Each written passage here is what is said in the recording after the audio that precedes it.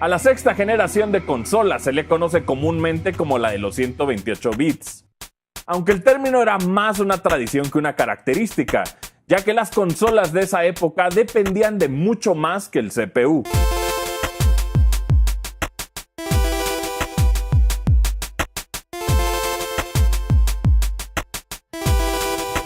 En un movimiento precipitado, Sega arrancaría esta generación con Dreamcast. Una consola adelantada a su tiempo, creada para regresar a la compañía al camino del éxito. La gente le llama al Dreamcast una consola adelantada para su época porque se atrevió a tener ideas que hoy son vigentes, ¿no? Pero en ese momento la gente las vio como raras o innecesarias. El éxito principal de Dreamcast fue en ports arcade, ¿no? Había una tremenda cantidad de ports arcade porque las consolas anteriores no tenían las capacidades 2D. Realmente esa era la principal limitante, memoria y velocidad, ¿no? Porque en arcade se tenía hardware muy especializado que era 2D y hasta este momento no habíamos tenido consolas que tuvieran el poder para hacer los ports caseros. O sea, antes como que notabas la diferencia del port, ¿no? Entre una generación y otra, y en esta precisamente, ¿no? Prácticamente el Naomi pues es un Dreamcast, ¿no? O el Dreamcast es un Naomi más bien.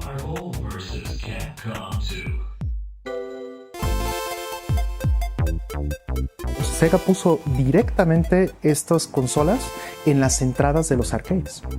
Tenías la comparación directa entre un Dreamcast en la entrada y el arcade que estaba al fondo. Y veías que sí tenía un nivel similar de gráficas, un nivel similar de gameplay. Eso yo creo que fue muy bueno para Sega en ese momento, en Japón. En Estados Unidos fueron más bien por el retail, que fue más tradicional ese marketing. Y no creo que eso haya tenido el mismo impacto. La cultura en Japón es muy diferente en ese sentido. Mi definición del Dreamcast es una gran idea. Más que una gran consola, es una excelente idea. Nadie da un salto de tecnología tan avanzado como dio Dreamcast en esa época, porque se arriesgaron a muchas cosas. Por primera vez en la historia de los videojuegos, Dreamcast tenía un módem incluido, que te permitía navegar por la red desde tu televisor y hasta jugar en línea. El juego online del Dreamcast era el principal ejemplo. Podría ser Chuchu Rocket, que son ejemplos en los que te metías a un lobby y podías hacer retas, ¿no? Y la otra opción es principalmente Phantasy Star Online. Y en Phantasy Star Online tú te metías, había un lobby también, en el cual conseguías quién te acompañaba a jugar o tus amigos, te ponías de acuerdo y entraban a una instancia de un dungeon a jugar entre 4 al mismo tiempo en conexión punto a punto con un servidor intermedio de Sega. Y la comunicación podía ser a través del teclado o, lo más común, a través de ciertos shortcuts que desarrollaron un sistema por el cual gente de distintos idiomas podía comunicarse sin entender el otro idioma. Era básicamente de señas, ¿no? O de emoticons. Uno escogía con un menú de selección de árbol bastante sencillo y de allí le aparecía a la otra persona en su idioma el mensaje que habíamos puesto. Y a cada quien lo escribía en el suyo, ¿no? A varios amigos que siguen siendo mis amigos, digamos, los conocí ahí. Tenía el módem, ¿no? El de 56K, no tenía el de banda ancha, y me acuerdo muchísimo de que mi mamá se enojaba, ¿no? O sea, de que quería hacer una llamada y sonaba, ya sabes, y pues ya se enojaba muchísimo. En esa época nosotros todavía no teníamos tantas opciones de servicios en línea y era básicamente uno. O sea, si jugabas no podías usar el teléfono y lidiar con los problemas que te tocaban. O sea, realmente muchos preferíamos jugar de madrugada para que la red no tuviera problemas o fallas. Y era una experiencia que sí tocó interesante. Uno de los elementos que hicieron que el Dreamcast se sintiera como una consola más avanzada que el PlayStation y el Nintendo 64 fue la VMU. Prácticamente era una memoria mejorada, ¿no? Porque es una memoria como la que hubo en PlayStation y después en PlayStation 2 y en Xbox y en GameCube. Pero tenía la capacidad de... pues era también como un Tamagotchi, ¿no? Tenía como Game & Watch. Y podías tener un chavo en el caso de Sonic Adventure. En Soul Calibur tenías un juego rarísimo. Y podías, en el caso de los chavos, pues tenías otra como que las conectaban, ¿no? Así, y ya podías transferir datos. También eso, ¿no? O sea, podías transferir saves de una a otra sin necesidad de tenerla. Estaba súper avanzada. Y otra cosa interesante, pues obviamente que ya lo habíamos visto con PlayStation, pero tú puedes llevar tu memoria con tus datos a otro aparato y descargar tus archivos a otra consola para presumir tus avances, tus retos. Podías separar del control y utilizar también como una microconsola independiente, ¿no? Que podía tener ciertos minigames o pantallas decorativas que te iban avisando qué sucedía en la pantalla, porque al meterlo en el control, la pantalla quedaba visible también en el juego. Hoy en día nos es imposible pensar en consolas sin acceso a internet. Esto se convertiría en una de las características más populares de la industria en la actualidad. Un juego online en ese entonces funcionaba de una manera muy parecida a la que funciona en la consola. Tienes un servidor que está corriendo básicamente una versión del juego, pero simplemente sin video. Es una versión headless, podríamos decir, de tu mismo juego que tienes offline. Entonces, ¿qué es lo que está haciendo esta copia que está corriendo en un servidor? Tiene, digamos, una réplica del avatar o de las posiciones o del estado de cada jugador que está dentro de este servidor. Esa es la manera tradicional en la que funcionaban los juegos en línea. Hoy día es un poco más complejo que eso. Pero el daño que había hecho Sega a su marca estaba tan presente en los videojugadores que ni una excelente consola fue suficiente para evitar el fracaso. El Sega que había en el pasado simplemente murió. Muchos de los juegos que todavía estaban en desarrollo para Dreamcast terminaron en Xbox o en Play 2, e incluso también en GameCube. O sea, terminaron separados en las demás consolas. Yo creo que ese espíritu desapareció también, porque gran parte de lo que definía Sega desde sus inicios era desarrollar el hardware sobre el que corría el software, ¿no? Y esa libertad creativa que tenían en el Dreamcast, hubo mucha experimentación, hubo juegos como Space Channel 5, como Res, ¿no? Y eran experimentación que solo ese tipo de equipos que veíamos corriendo en Sega desde hace muchos años hacían, y después cuando se convirtió en una casa de software se notó ese cambio porque ya no corrían esos riesgos. El éxito de PlayStation en su primera generación fue contundente. Para su segunda consola, Sony pondría como prioridad mejorar todo lo que hizo bien en su primer intento. Tenías, siendo muy objetivos, 3 aparatos en uno. Tenías un Play 1, un Play 2 y un DVD player, en una época donde un DVD player costaba más o menos lo mismo que un Play 2. Este nuevo formato era irresistible para los entusiastas del entretenimiento en casa. Yo creo que sin el DVD no habrían vendido ni la mitad de las consolas que vendieron el día de lanzamiento. Casi todos los bundles que vendían de PlayStation 2 ni siquiera eran como juego. Vendían PlayStation 2 con el DVD de The Matrix. Mucha gente lo compró por eso, porque era el mejor DVD player que había en ese momento por ese precio. Lo que el PlayStation 2 no incluía en su lanzamiento era un módem. Y aunque eventualmente un nuevo modelo tendría un módem integrado, el juego en línea jamás fue su enfoque. La prioridad de Sony fue hacerse de la mayor cantidad de juegos atractivos para su público. PlayStation tenía todos los team parties apoyando. Entonces eran una oleada enorme de juegos que ya venían anunciados antes de que saliera la consola y muchos que se dieron. Llámese un juego RPG que tú ya habías venido jugando desde Play 1, por fuerza tenía su secuela en PlayStation 2. Sabías que tus franquicias que habías amado en PlayStation 1 las ibas a encontrar en Play 2. Y a final de cuentas, en cualquier consola lo que siempre va a contar para bien van a ser los juegos que estén publicados en La marca venía fuertísima. O sea, no había competencia. PlayStation era el nuevo Nintendo. Es decir, PlayStation te hablaba de innovación, te hablaba de vanguardia, te hablaba de los mejores juegos más avanzados, 3D. Por su parte, Nintendo, a pesar de estar en el segundo lugar de ventas, mantuvo su filosofía de atender y sorprender a su público, con la que probablemente es una de sus consolas menos arriesgadas, pero también una de las más queridas y recordadas. Todos mis amigos en la escuela tenían 64, todos estaban esperando el siguiente Zelda, todos estaban esperando cosas que experimentabas en el 64, ¿no?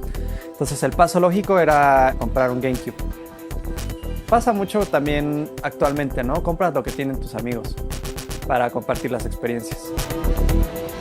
todo ese rollo de conectar tu consola portátil, jugar con 4 personas. Creo que eso es como lo más cool del GameCube. Hasta la apariencia de la consola como un juguete era parte de la filosofía de la consola, ¿no? De playfulness, de vamos a divertirnos, vamos a generar una experiencia en conjunto. Nintendo era una marca que se negaba a ser adulta. Y creo que con el GameCube lo establecieron, ¿no? Y lo ves en los juegos, y lo ves en la experimentación. Se dieron la oportunidad de seguirse divirtiendo, a pesar de que el mercado les estaba exigiendo experiencias mucho más serias, o que el mercado les estaba exigiendo experiencias para niños grandes o adultos. Nintendo se asumió al 100% su cualidad de juguete y lo llevó al límite. La mayor aportación que tendría GameCube a la industria sería su control, que aunque originalmente era considerado como caprichoso, fue el único control de su generación que logró superar la prueba del tiempo. El control de GameCube es de mis controles favoritos así ever, justamente por esta idea de vamos a darle un botón A grandote así enorme y botones que sabes que son para ítems, los triggers con sensibilidad. Tienes el botón para cancelar o para retroceder, es el B, un poquito más chiquito y aladito. Un stick dedicado a la cámara, que es el C, la evolución un poquito del control de 64. Eso me gusta mucho, es como una síntesis o como un intento de Nintendo por sintetizar en un control como el espíritu de todos los juegos en general. Digo, hasta la fecha sigo usando como control de Smash, ¿no? Y un profesional de Smash solo va a jugar con ese control. Nintendo no perdería lo que hace especial a la compañía. Muchos de los juegos de GameCube fueron excelentes secuelas de franquicias previamente establecidas. Para este punto, Nintendo ya se había hecho famoso por tomar géneros establecidos y darle su propia esencia.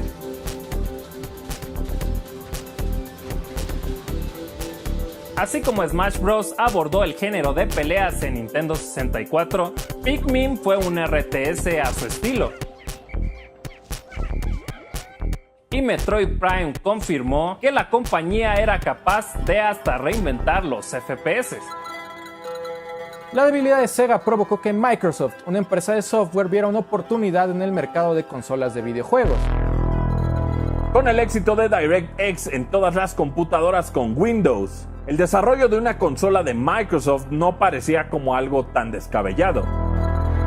Originalmente Microsoft llamó a esta consola DirectX Box, nombre que después sería abreviado simplemente a Xbox.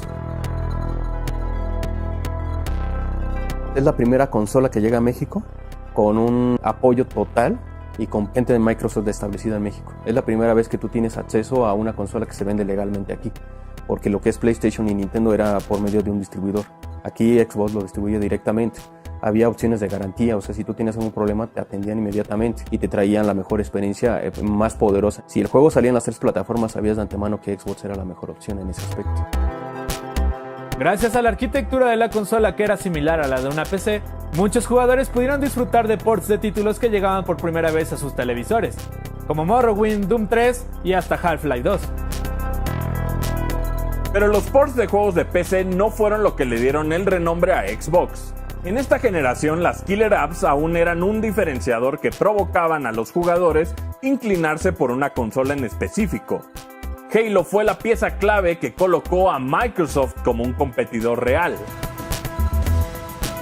El hecho de que pudieras conectar tu consola en LAN, por ejemplo, para hacer LAN parties en Halo fue revolucionario por eso, o sea, por las LAN party que se armaban, era increíble tener esa experiencia, ¿no? Y era replicar tal vez un poco lo que tenías la experiencia en PC, pero en una consola casera. Un buen control, buen multiplayer, el desarrollo de personajes, o sea, el cómo te conectas con Master Chief, con Cortana, o sea, es una experiencia súper redonda, súper completa. Y creo que fue un indispensable para Microsoft de ese juego para poder salir adelante y para darse a conocer.